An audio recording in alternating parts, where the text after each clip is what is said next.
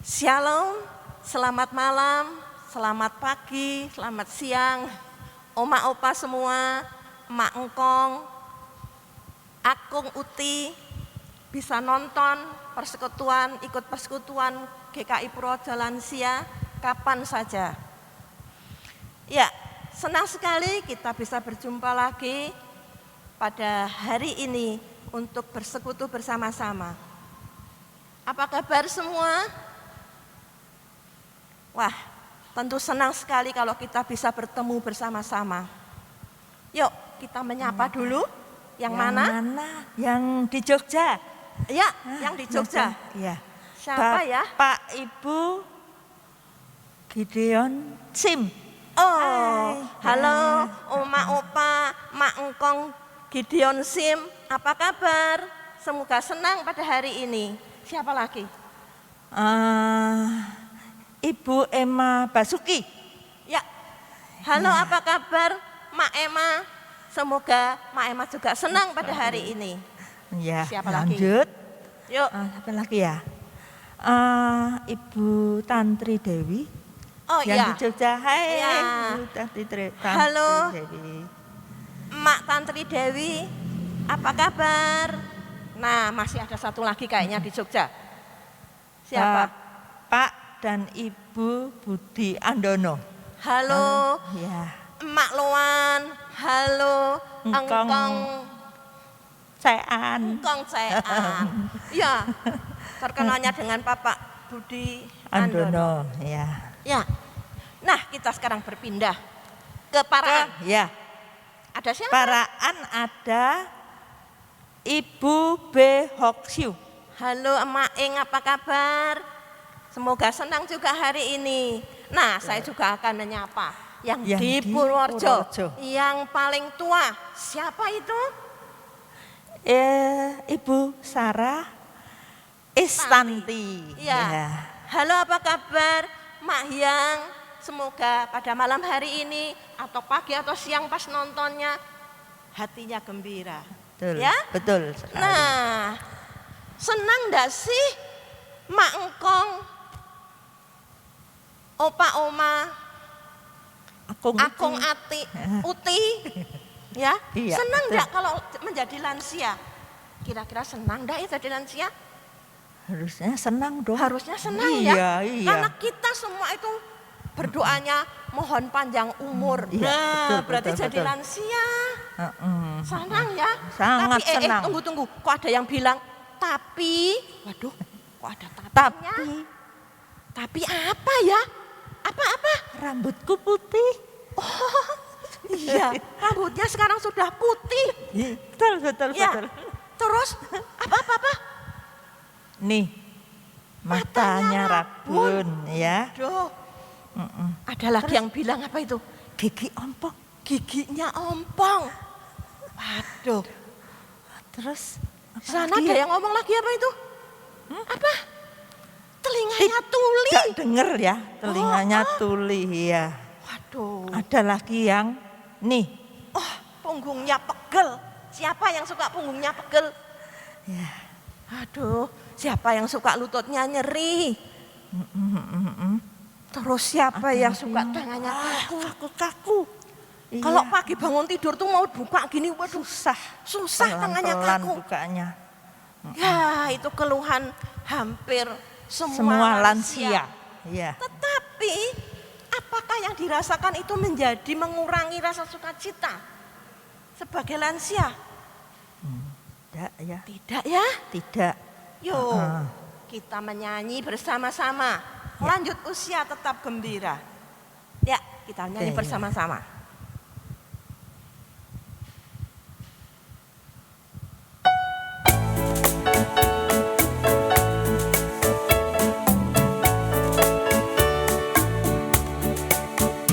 Lanjut usia tetap gembira, terima kasih. Rambutku putih tetap berseri, terima kasih.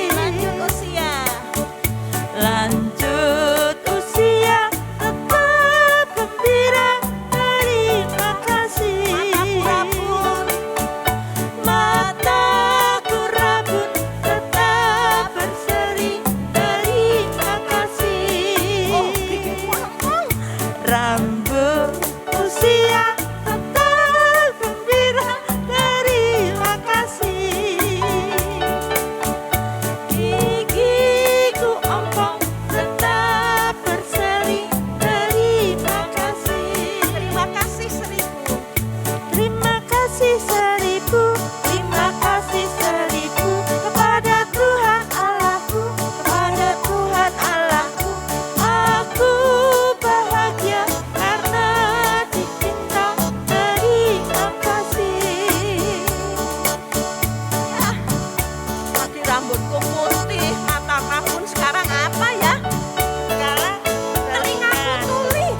ya, telinga putih. Lanjut usia. Lanjut usia, tetap gembira, terima kasih. Telingaku tuli, tetap berseri, terima kasih. Lanjut usia, tetap gembira, terima kasih. Punggungku pegel, tetap berseri, terima kasih. Lanjut usia. Lanjut usia, tetap gembira, terima kasih. Lututku nyeri, tetap berseri, terima kasih. Sekarang tanganku kaku. Lanjut usia, tetap gembira, terima kasih. Tanganku kaku, tetap berseri, terima kasih. Terima kasih 1000. Terima kasih 1000, terima kasih 1000 kepada Tuhan Allahku, kepada Tuhan Allahku. Aku bahagia karena dicinta, terima kasih. Terima kasih 1000. Terima kasih 1000, terima kasih 1000 kepada Tuhan Allahku, kepada Tuhan Allahku. Aku bahagia karena dicinta, terima kasih.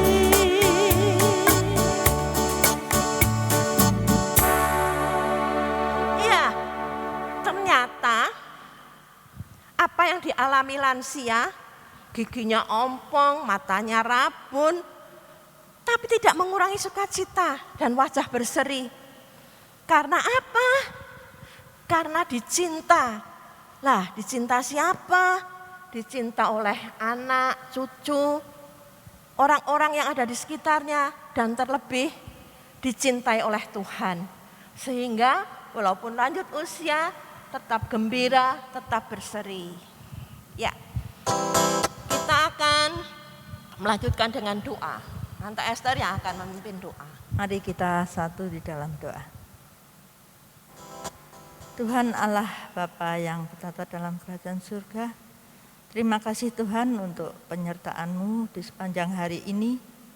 Dan pada saat ini kami hendak mengikuti persekutuan, hendak memuji serta memuliakan nama-Mu. Berkati setiap kami Tuhan sehingga persekutuan ini boleh berjalan dengan lancar. Kami juga berdoa buat hamba-Mu, Penatua Kesia yang hendak menyampaikan firman-Mu. Biarlah apa yang beliau sampaikan boleh seturut dengan kehendak-Mu. Kami mau serahkan persekutuan ini dari awal, pertengahan hingga akhir hanya di dalam nama-Mu, Tuhan dan Juru Selamat kami Yesus Kristus. Amin.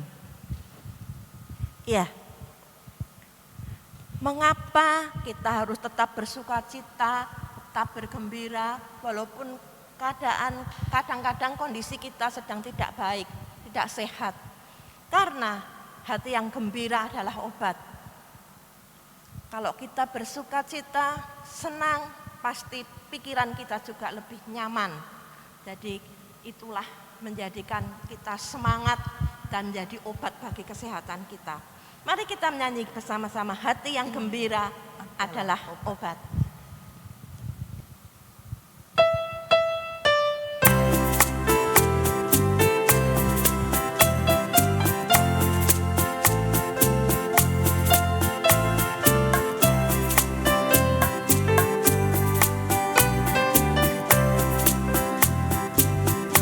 Hati yang gembira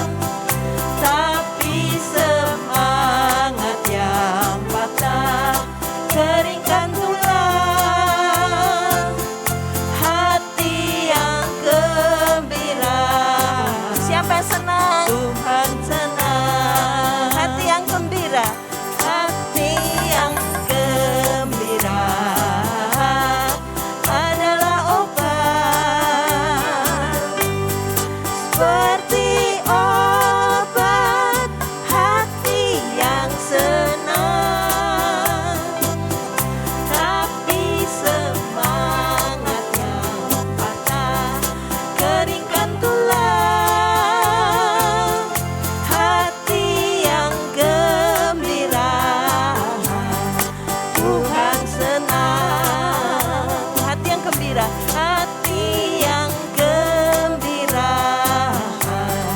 Tuhan senang, hati yang gembira, hati yang gembira. Tuhan senang.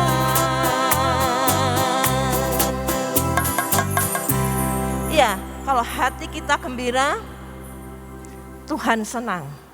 Kalau hati kita gembira, seperti obat, menjadikan kita semangat untuk menjalani hidup kita, untuk kita melakukan aktivitas kita, walaupun sudah lansia, aktivitasnya terbatas, tapi hati gembira. Ya, sekarang kita mempersiapkan hati dan pikiran kita untuk mendengarkan firman Tuhan yang nanti akan disampaikan oleh Penatua Kesia. Kita siapkan hati dan pikiran kita. Mari kita menyanyikan lagu Kusiapkan Hatiku Tuhan.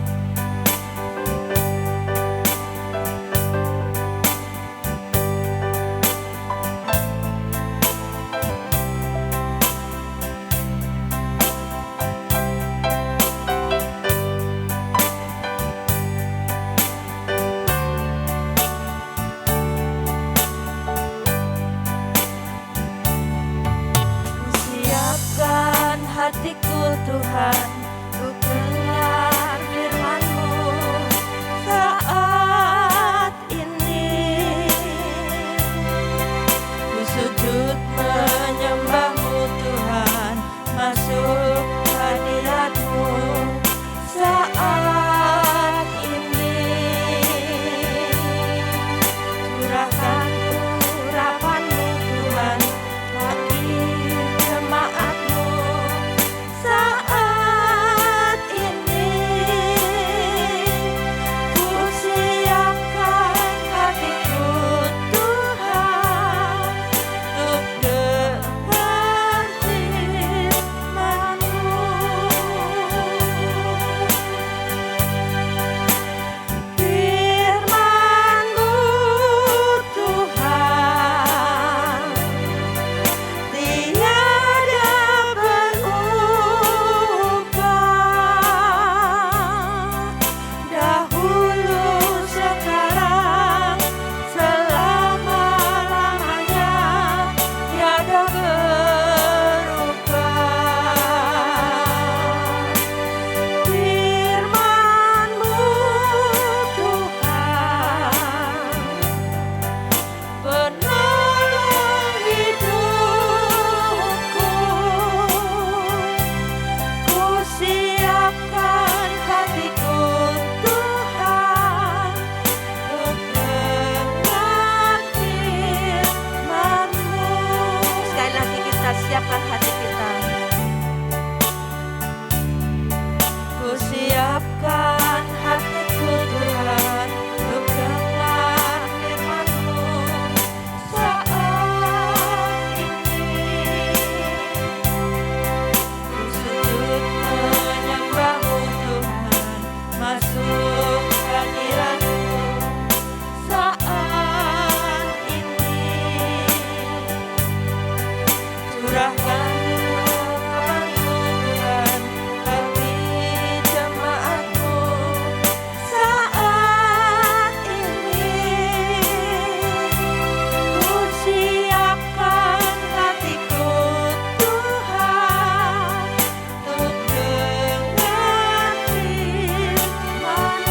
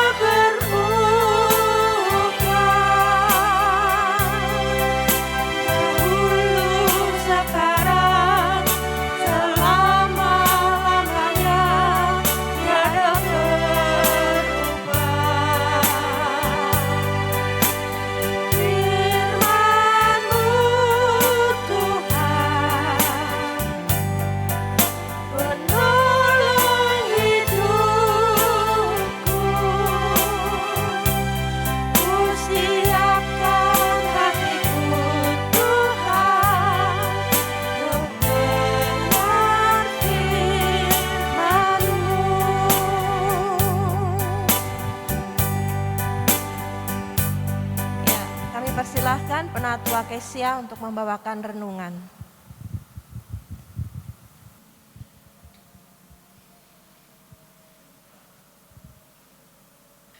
Bapak, Ibu, Saudara-saudara, mari kita bersatu di dalam doa.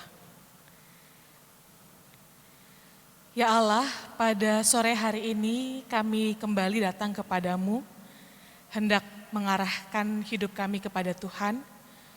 Kami buka telinga kami dan hati kami untuk mendengarkan firman Tuhan, sebab firman-Mu lah yang membawa kegembiraan dan sukacita di dalam hidup kami. Tolong kami Tuhan supaya kami boleh memahami kehendak Tuhan di dalam firman yang disampaikan. Dan biarlah firman itu boleh hidup, berakar, tumbuh, bahkan berbuah di dalam hidup kami. Terima kasih Tuhan, di dalam nama Tuhan Yesus Kristus, Sang Firman yang hidup, kami berdoa. Amin. Bapak, Ibu, Saudara-saudara terkasih, siapa yang di sini senang nonton bola? Coba angkat tangan. Siapa yang di sini ngikutin kejuaraan Eropa? Ada? Ya Bapak, Ibu, Saudara-saudara, entah senang atau enggak senang nonton bola, saya mau tanya, pernah enggak Bapak Ibu nonton bola, tapi selesai permainan, pemainnya rebutan bola. Rebutan bola tuh bukan cuman sekedar main ya, tapi bolanya mungkin sampai diambil, dipeluk, dibawa pulang, atau berantem gara-gara bola, berebut bola. Pernah? Kalau pemain bolanya anak-anak mungkin pernah. Tapi kalau pemain bolanya profesional, ahli, saya rasa hal itu nggak akan terjadi. Nah, kenapa begitu Bapak Ibu? Bapak Ibu, Saudara-saudara, dalam sebuah permainan sepak bola atau permainan bola apapun, bagi setiap orang pemain yang paling penting dan yang paling berharga bukan bolanya, tetapi bagaimana seseorang bisa menghandle bola, bagaimana dia bisa menendang, bagaimana keahliannya nangkep bola, bagaimana dia bisa ngoper bola ke temannya, bagaimana dia bisa bekerja sama dengan anggota tim yang lain, bagaimana dia bisa percaya dengan teman-temannya. Itu yang paling penting. Karena itu di dalam permainan sepak bola nggak ada tuh yang namanya transfer bola atau jual beli bola, itu nggak penting, nggak masuk berita. Yang penting itu transfer pemain, jual beli pemain, nah itu penting. Kenapa? Karena yang paling berharga bukan bolanya, tapi bagaimana para pemain itu memainkan bolanya.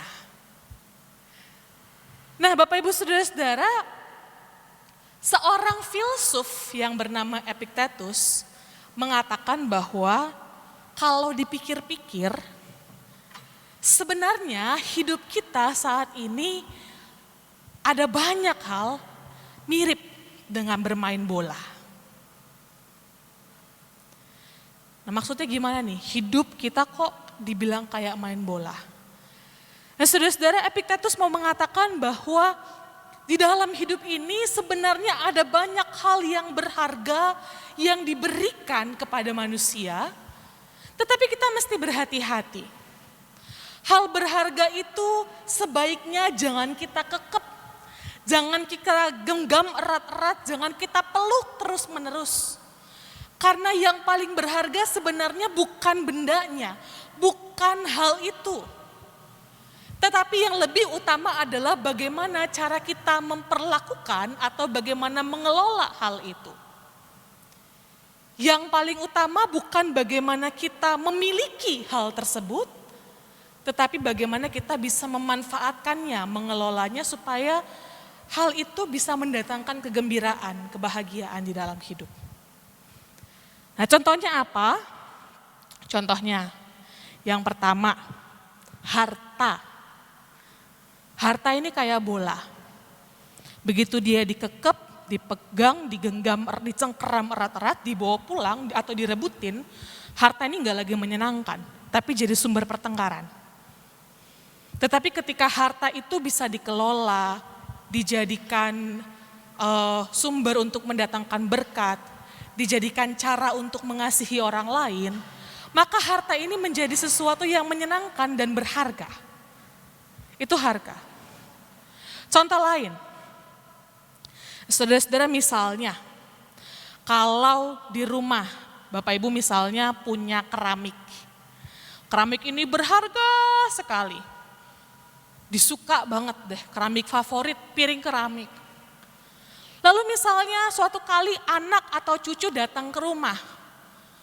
Biasa ya kalau anak kecil itu kalau udah main itu wah lari sana lari sini, pegang sana pegang sini, seruduk sana seruduk sini. Sehingga kemudian keramik itu pecah. Saudara-saudara, karena kita merasa itu adalah sesuatu yang sangat berharga, maka apa yang terjadi? Ketika cucu kita memecahkan keramik itu, kita menjadi sangat marah. Dan ngedumelnya bukan cuma semenit, 2 menit, tapi seharian penuh selama cucu kita di situ kita marah terus. Saudara-saudara, kalau rumah seperti itu, kita seperti itu, kira-kira anak cucu akan berkunjung lagi nggak ke tempat kita? Rasanya nggak mau ya. Mungkin mereka mikir ulang, males ke tempat simbah, males ke tempat opung. Nggak asik. Mungkin mereka juga ngerasa kayaknya lebih sayang sama keramiknya daripada sama kami. Nah, harta itu ketika kita tidak cengkeram, kita kelola tetapi tidak kemudian menjadi terikat dengan harta, nah itu jadi menyenangkan dan menggembirakan di dalam hidup. Nah, itu soal harta. Lalu apalagi yang kata Epiktetus seperti bola di dalam hidup ini? Kesehatan. Siapa coba yang di antara kita yang gak pengen sehat? Semua pengen sehat ya. Tapi pertanyaannya, apakah kesehatan menjadi tujuan akhir hidup kita? Kan enggak. Kita hidup bukan sekedar untuk sehat aja. Tetapi kesehatan itu kita minta, kita butuhkan, karena kita ingin hidup kita jadi lebih bermakna dan kita bisa lebih maksimal di dalam menjadi saksi Tuhan, mendatangkan berkat. Nah, karena itu saudara-saudara, orang yang menganggap kesehatannya itu seperti bola, dia akan berusaha untuk mengelola kesehatannya dengan baik, tetapi dia tidak terikat dengan kesehatannya. Artinya apa? Suatu kali kalau misalnya semua upaya sudah dilakukan untuk sehat, tapi ternyata toh ya sakit juga. Saudara-saudara, orang ini tidak akan menjadi stres atau depresi. Orang ini kemudian tidak menjadi tertekan berlebihan. Kenapa? Karena sehat itu tujuannya supaya aku bisa jadi saksi buat Tuhan. Kalau memang pada waktunya aku tidak lagi sehat, fisikku menurun, kemampuanku berkurang, apakah aku tidak bisa jadi berkat buat orang lain, tidak bisa jadi saksi Tuhan? Selama aku tidak menempatkan kesehatan sebagai yang utama, sebagai tujuan hidupku, maka jawabannya bisa. Kalau di lagu yang tadi gitu ya, sekalipun gigiku ompong, sekalipun kakiku, lututku nyeri, sekalipun punggungku pegel, mau ngapa-ngapain susah, mesti dibantu sama orang lain. Tapi semua hal itu tidak lantas membuat hidupku jadi seolah-olah tidak berharga. Hidupku tetap berharga dan aku tetap bisa melakukan sesuatu. Kesehatan seperti bola. Kalau ada kita kelola, tetapi tidak kemudian menjadi terikat dan hanya bisa melakukan banyak aktivitas hanya kalau sehat. Nah, itu kesehatan yang kedua. Apalagi? Nah, yang ini agak ekstrim, saudara-saudara. Epiktetus mengatakan bahwa bukan cuma harta, bukan cuma kesehatan, Tetapi ketika kita misalnya mencium atau memeluk anggota keluarga kita, anak kita, menantu kita, cucu-cucu kita, itu juga kita mesti menyadari bahwa pada dasarnya mereka ini manusia. Artinya apa? Kalau mereka manusia berarti hidup mereka fana. Sewaktu-waktu mereka akan kembali kepada Tuhan. Entah mungkin lebih lama dari kita atau bahkan bisa jadi duluan sebelum kita. Nah, saudara-saudara, kalau kita mendengar ucapan Epiktetus ini kok kayaknya serem ya, ngeri.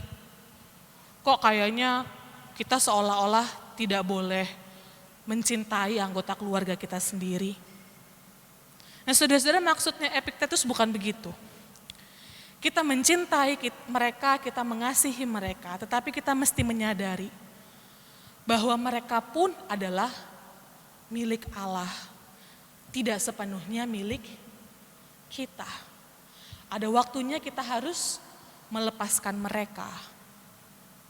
Justru dengan menyadari bahwa mereka ini adalah anugerah Tuhan yang tidak selamanya akan kita miliki, kita belajar justru untuk menghargai mereka, mengisi setiap momen bukan dengan marah-marah, bukan dengan keluhan, tetapi dengan kasih, dengan kelemah lembutan. Nah, saudara-saudara, ini apa yang dikatakan oleh Epiktetus. Yang dalam tema kita hari ini mau saya sebut dengan sebuah istilah, yaitu menggenggam dengan ringan. Menggenggam dengan ringan itu artinya apa? Kalau kita punya satu barang lalu kita dikasih, maka kita terima barangnya. Kita pegang atau kita genggam. Tetapi kita tidak mau memaksa, mencengkeram, sehingga kemudian benda itu hancur. Atau kita tidak mau memaksa, mencengkeram, sehingga ketika Tuhan meminta kembali mau mengambil benda atau apapun itu dari hidup kita, kita kemudian menjadi terluka karena terlalu keras menggenggam. Dengan kata lain, seni menggenggam dengan ringan adalah sebuah seni untuk mengisi hidup dengan keseriusan, tetapi juga dengan keikhlasan. Menyambut, bersyukur atas berkat Tuhan, tetapi juga siap, ikhlas kalau memang tiba waktunya bagi kita untuk melepaskan hal tersebut. Menggenggam dengan ringan. Nah, saudara-saudara, seni menggenggam dengan ringan ini juga sebenarnya telah ditunjukkan di dalam perjanjian lama oleh seorang tokoh Alkitab yang luar biasa. Nah, saya mau mengajak kita semua saat ini untuk membaca kitab Kejadian pasal 22 ayat 1 sampai 14. Kejadian pasal 22 ayat 1 sampai 14. Saya akan membacakan kisah ini, kita akan simak bersama-sama. LAI memberikan judul Kepercayaan Abraham diuji. Setelah semuanya itu Allah mencoba Abraham. Ia berfirman kepadanya, Abraham. Lalu sahutnya, ya Tuhan. Firman-Nya, ambillah anakmu yang tunggal itu yang engkau kasihi, yakni Ishak. Pergilah ke tanah Moria dan persembahkanlah dia di sana sebagai korban bakaran pada salah satu gunung yang akan kukatakan kepadamu.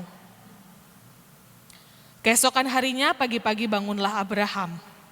Ia memasang pelana keledainya dan memanggil 2 orang bujangnya beserta Ishak anaknya. Ia membelah juga kayu untuk korban bakaran itu, lalu berangkatlah ia dan pergi ke tempat yang dikatakan Allah kepadanya. Ketika pada hari ketiga Abraham melayangkan pandangnya, kelihatanlah kepadanya tempat itu dari jauh. Kata Abraham kepada kedua bujangnya itu, tinggallah kamu di sini dengan keledai ini. Aku beserta anak ini akan pergi ke sana Kami akan sembahyang, sesudah itu kami akan kembali kepadamu. Lalu Abraham mengambil kayu untuk korban bakaran itu dan memikulkannya ke atas bahu Ishak anaknya. Sedang di tangannya dibawanya api dan pisau. Demikianlah keduanya berjalan bersama-sama. Lalu berkatalah Ishak kepada Abraham ayahnya, "Bapa." Saud Abraham, "Ya anakku." Bertanyalah ia, "Di sini sudah ada api dan kayu. Tetapi di manakah anak domba untuk korban bakaran itu?" Saud Abraham, "Allah yang akan menyediakan anak domba untuk korban bakaran baginya, anakku." Demikianlah keduanya berjalan bersama-sama. Sampailah mereka ke tempat yang dikatakan Allah kepadanya, lalu Abraham mendirikan mezbah di situ, disusunnyalah kayu, diikatnya Ishak anaknya itu, dan diletakkannya di mezbah itu di atas kayu api. Sesudah itu Abraham mengulurkan tangannya, lalu mengambil pisau untuk menyembelih anaknya. Tetapi berserulah malaikat Tuhan dari langit kepadanya, "Abraham, Abraham." Sahutnya, "Ya Tuhan." Lalu ia berfirman, "Jangan bunuh anak itu dan jangan kau apa-apakan dia. Sebab telah kuketahui sekarang bahwa engkau takut akan Allah dan engkau tidak segan-segan untuk menyerahkan anakmu yang tunggal kepadaku." Lalu Abraham menoleh dan melihat seekor domba jantan di belakangnya yang tanduknya tersangkut dalam belukar. Abraham mengambil domba itu lalu mengorbankannya sebagai korban bakaran pengganti anaknya. Dan Abraham menamai tempat itu Tuhan menyediakan. Sebab itu sampai sekarang dikatakan orang, di atas gunung Tuhan akan disediakan. Demikianlah firman Tuhan. Nah, saudara-saudara terkasih, ini kisah Abraham adalah sebuah kisah yang buat saya cukup menegangkan dan tidak mudah untuk bisa memahami cerita ini.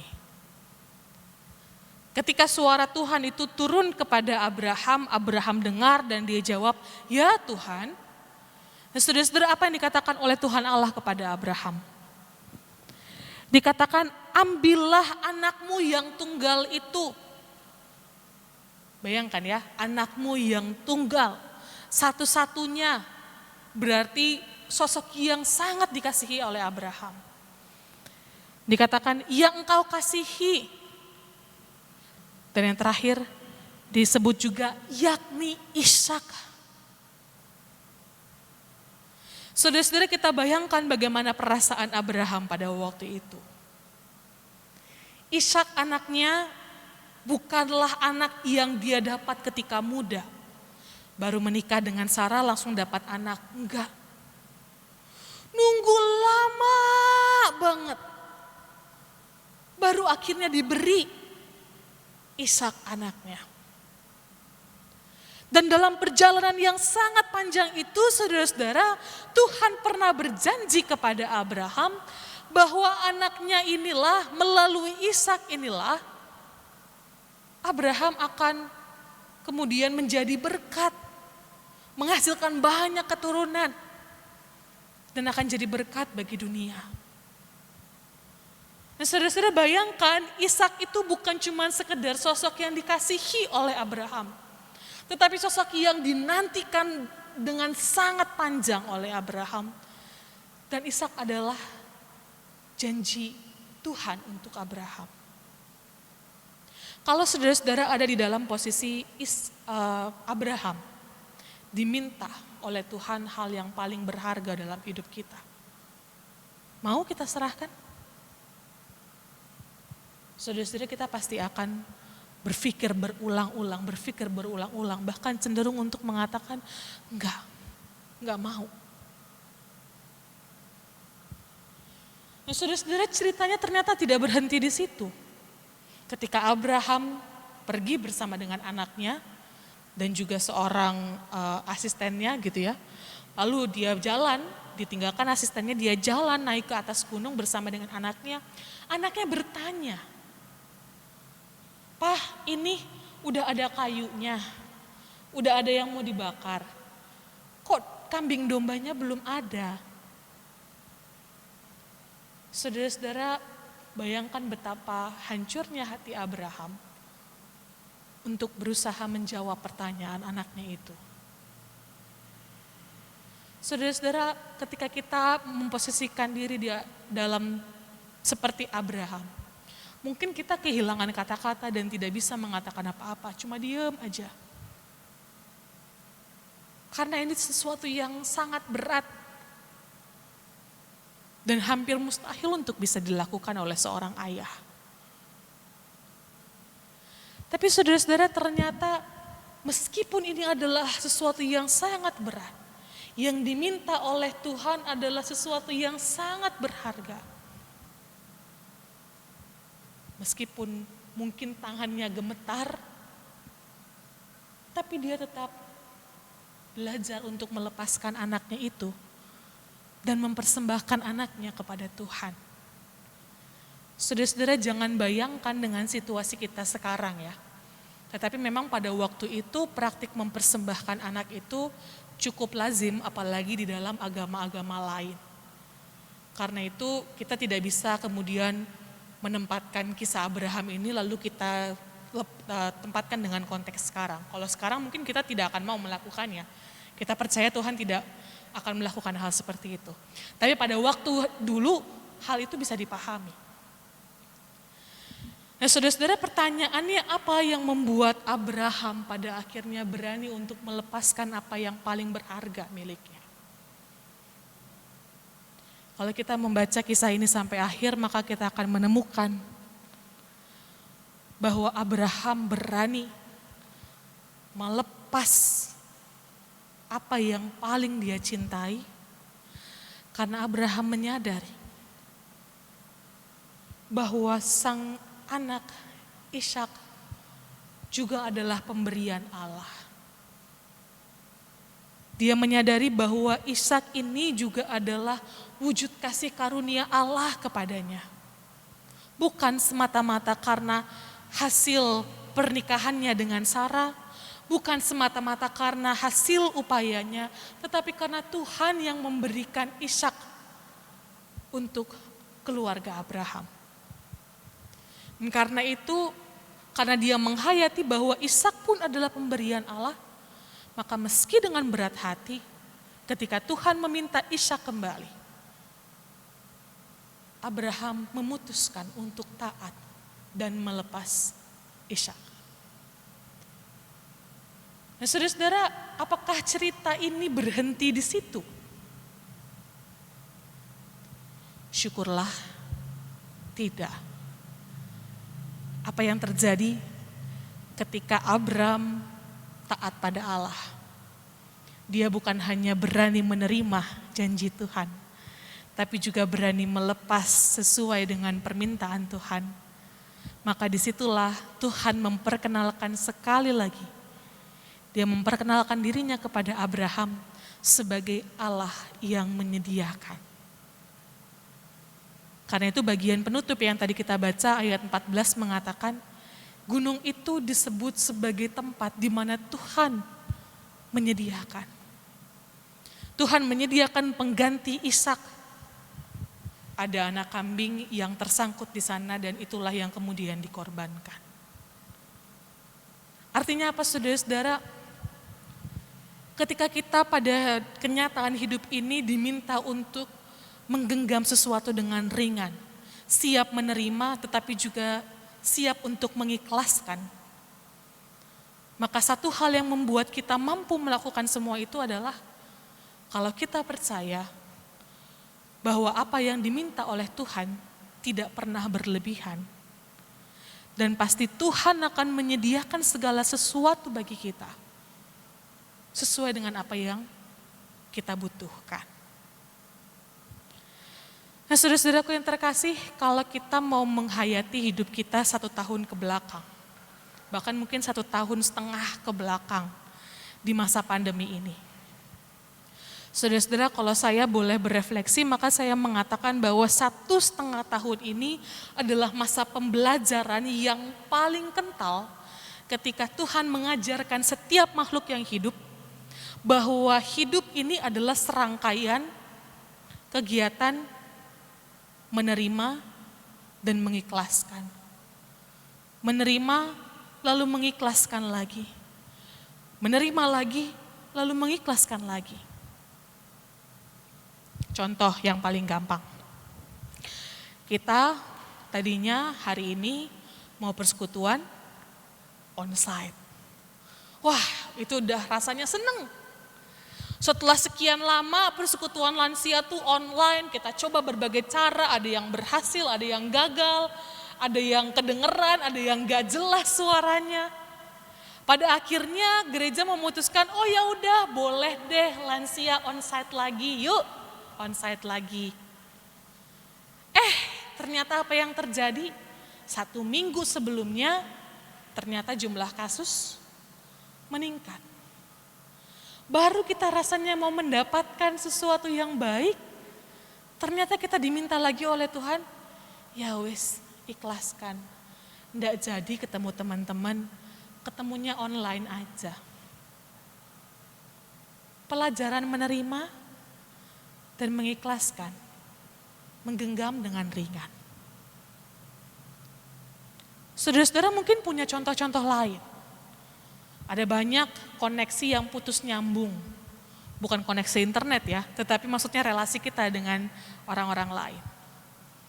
Ada saudara-saudara kita, mungkin teman-teman kita juga yang sudah duluan dipanggil Tuhan ketika pandemi, mau gak mau kita belajar untuk mengikhlaskan mereka.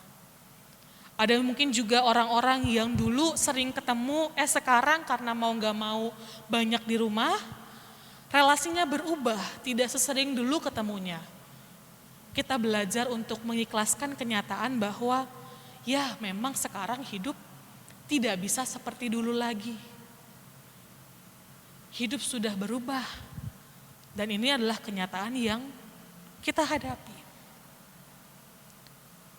Nah, saudara-saudara, kalau kita menghadapi itu sekarang dan mungkin akan terus menghadapi itu, mungkin 1 tahun, 2 tahun, atau mungkin sampai Tuhan memanggil kita, saudara-saudara, apa yang mesti kita lakukan? Ada 2 hal. Yang pertama, saudara-saudara, kalau kita mau belajar untuk menggenggam dengan ringan, ingatlah dan belajarlah untuk membedakan di dalam hidup ini antara hal-hal yang bisa kita kendalikan dengan hal-hal yang tidak bisa kita kendalikan. Soal kesehatan misalnya, apa yang bisa kita kendalikan? Yang bisa kita kendalikan itu apa yang kita makan, apa yang kita minum, bagaimana kita beristirahat. Pikiran kita itu ada di dalam kendali kita. Apa yang tidak bisa kita kendalikan? Sikap orang lain, kemarahan orang lain, ngeyelnya orang lain yang gak mau ikut aturan kesehatan. Udah jaga pakai masker, ternyata tertular dari orang lain. Itu tidak bisa kita kendalikan.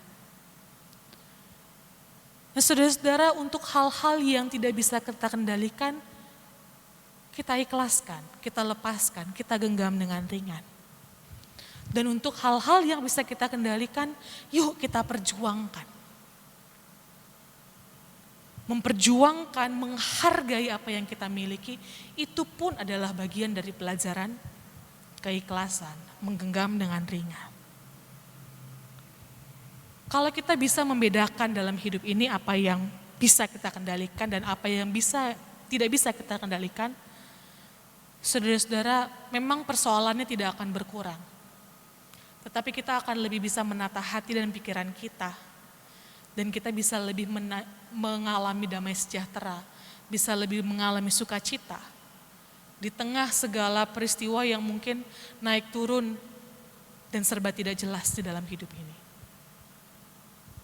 Nah, yang kedua, saudara-saudara, yang pertama soal membedakan apa yang bisa kita kendalikan dan tidak bisa kita kendalikan, ada sebuah doa yang ditulis oleh seorang yang bernama Reinhold Niebuhr.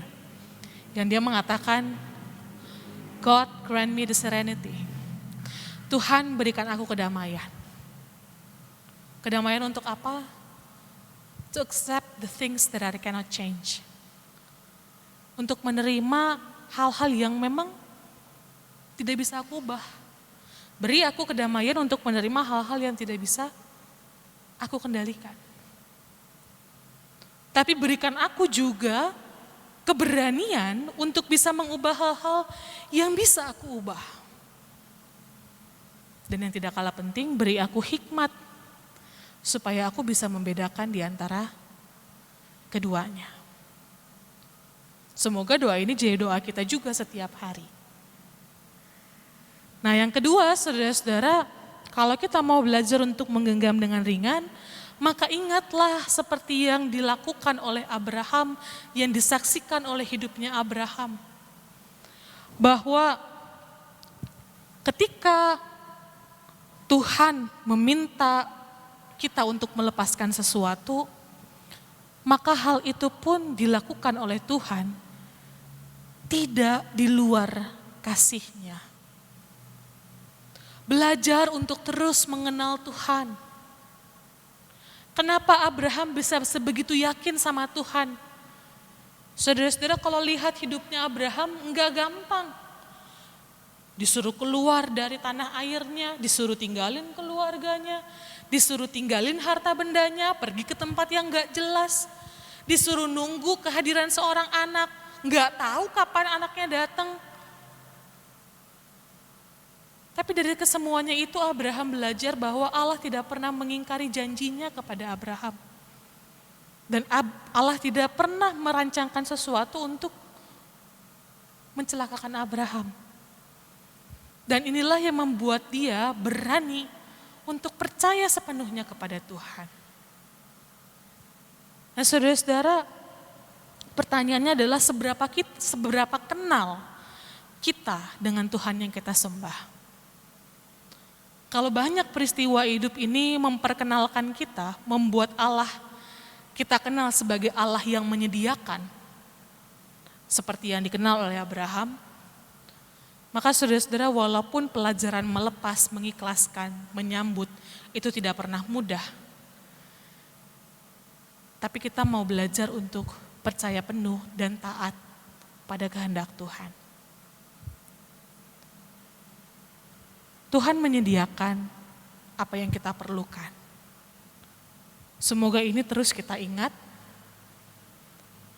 supaya kita beroleh ketenangan, beroleh damai sejahtera, dan kita dikuatkan untuk bisa selalu taat pada apa yang Tuhan minta. Tuhan menolong Bapak Ibu saudara-saudara dimanapun Bapak Ibu berada. Tuhan memberkati kita semua. Amin. Bapak Ibu saudara-saudara, mari kita bersatu di dalam doa. Kami bersyukur Tuhan untuk setiap berkat yang Tuhan berikan di dalam hidup kami. Kami bersyukur untuk setiap keindahan yang boleh kami lihat, kami rasakan, kami dengarkan, kami alami di dalam hidup ini. Tetapi Tuhan, kami mau lebih taat pada Sang Pemberi karunia tersebut. Kami tidak mau terikat dengan berkat-berkat Tuhan, tetapi mengabaikan Tuhan. Karena itu Tuhan, ajarkan kami untuk selalu mengutamakan Engkau. Ajarkan kami untuk belajar ikhlas setiap hari, tetapi juga lebih menghargai, lebih mengisi hidup kami dengan kasih dan kelemah lembutan. Ajarkan kami supaya dalam masa hidup yang kami masih miliki, kami boleh menggunakan setiap kesempatan dengan baik, sehingga hidup kami boleh jadi berkat buat diri kami sendiri, buat sesama kami, buat alam ciptaan Tuhan, buat siapapun yang Tuhan utus untuk ada di sekitar kami. Terima kasih Tuhan. Karena itu Tuhan, pada malam hari ini kami mau berdoa. Kami mengingat teman-teman kami, Bapak Ibu lansia yang mungkin saat ini sedang sakit, sedang berputus asa karena persoalan di dalam keluarganya, atau mungkin juga sedang merasa kesepian karena terputus hubungannya dengan dunia luar. Tuhan, kami mengingat mereka dan mau membawa mereka di dalam doa kepada Tuhan. Tuhan lindungi, Tuhan jaga mereka, dan Tuhan berkati mereka. Dan Tuhan pakai kami juga untuk bisa menjadi sahabat bagi mereka. Mampukan kami untuk melihat cara-cara apa yang bisa kami lakukan untuk menjadi teman bagi mereka, sehingga tidak ada seorang pun di antara kami yang merasakan harus menghadapi segala sesuatu sendiri. Ajar kami untuk saling menopang satu sama lain, Tuhan. Terima kasih. Inilah kami Tuhan, inilah doa kami. Segala sesuatu kami pasrahkan kepada Tuhan yang memberi kami kehidupan. Dan kiranya kasih karunia dari Tuhan senantiasa menyertai kami, melindungi kami dari sekarang, esok, sampai selama-lamanya. Amin. Ya, kita baru saja mendengarkan renungan firman Tuhan. Semoga renungan yang dibawakan itu akan berguna bagi kita semua. Oma opa, apa yang kita miliki ini tidak ada yang kekal di dunia ini. Dulu oma opa, emak engkong, akung uti, gagah, cantik, sekarang sudah kempot, badannya agak membungkuk. Dulu ganteng sekali dengan rambutnya yang hitam, sekarang rambutnya putih. Dulu kalau makan letian, gampang. Sekarang semua mesti rebus-rebusan. Karena apa? Gak punya gigi lagi. Ya, apa yang ada di dunia ini yang kita miliki tidak ada yang abadi. Hanya satu yang tidak pernah berubah, yang tidak pernah hilang dari hidup kita, yaitu kasih Tuhan. Kalau semua mungkin ada yang meninggalkan kita, apa yang kita miliki sekarang tidak ada lagi, tetapi hanya satu yang tidak pernah berubah, dari dahulu, sekarang, sampai selama-lamanya, yaitu kasih Tuhan, kasih Yesus kita. Mari kita sebelum mengakhiri persekutuan lansia pada hari ini, kita akan menyanyi bersama Kasih Yesus Indah Dalam Hidupku.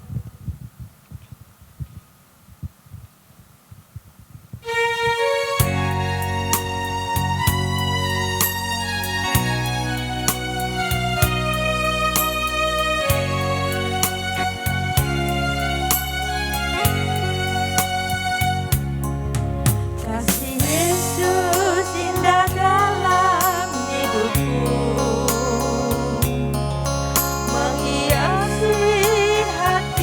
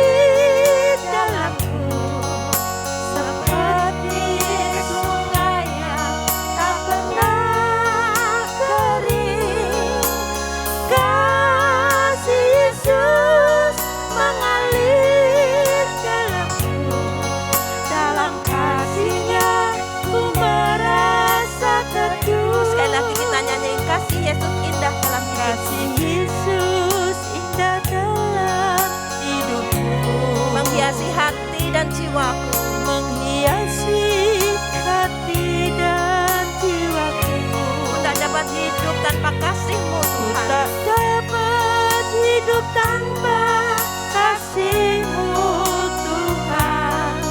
Pegang tanganku sepanjang hidupku.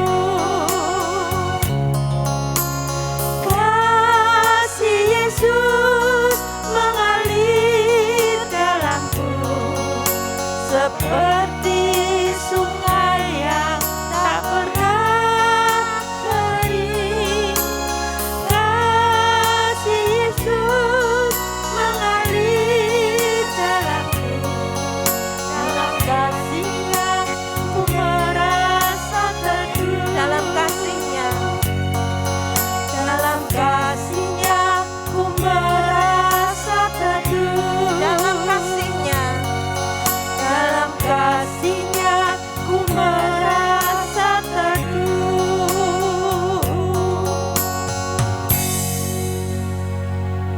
walaupun apa semua yang kita miliki berakhir, hilang, karena satu yang tidak pernah hilang, kasih Yesus dalam hidup kita.